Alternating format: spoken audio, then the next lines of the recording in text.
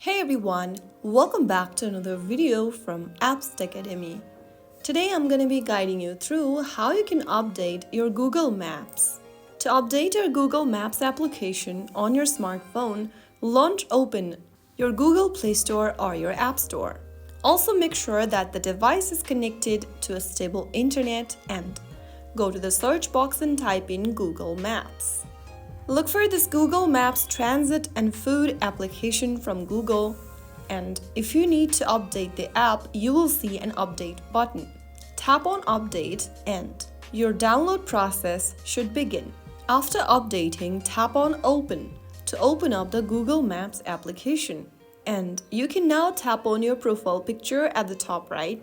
Click on Settings, scroll all the way down and tap on About, Terms and Privacy, and you can check the app version that you just updated to. By keeping your Google Maps app updated, you'll have access to the latest features and improvements, ensuring a smoother navigation and experience. So that is how it's easily done. I hope you found the video helpful. If you did, don't forget to like, share, and subscribe to the channel for more Google Maps tutorials. I'll see you in the next video. Thank you for watching.